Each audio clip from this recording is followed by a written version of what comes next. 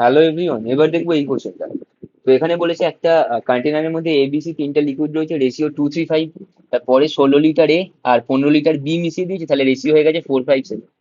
তাহলে আমার কত লিটার সি মেশানো হয়েছে, এটা হচ্ছে কোশ্চেন। তাহলে আমি লিখে নিচ্ছি চট করে, এ বি সি। এটা হচ্ছে 2:3:5। এটা হয়ে গেছে কত, 4:5:7।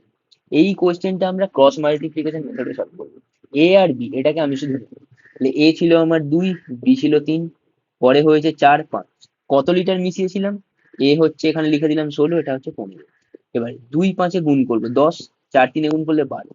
12 আর 10-এর ডিফারেন্স কত, 2, তাহলে এখানে লিখলাম 2। 2 ইউনিটের ভ্যালু হচ্ছে 4 15 60, আর 5 16 80। তাহলে 80 আর 16 ডিফারেন্স হচ্ছে 20। তাহলে 1 ইউনিটের ভ্যালু হচ্ছে আমার 10। রাইট? তাহলে 2 এর ভ্যালু কত হবে, এটা এটা হয়ে যাচ্ছে আমার 20। বি কত ছিল, 30। সি কত ছিল, 50। তাহলে এতটা ক্লিয়ার হয়ে গেল, 50 30 আর 20 হয়ে গেছে।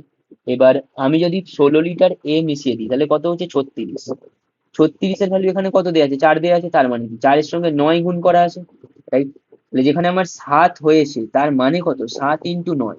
তাহলে পরে হয়েছে 63, আগে ছিল আমার 50। তাহলে কতটা মেশানো হয়েছে, 50 থেকে 63, দ্যাট ইজ 13 লিটার। তাহলে কারেক্ট অ্যান্সার কত হয়ে যাচ্ছে, 13। তো অপশন ডি কারেক্ট অ্যান্সার।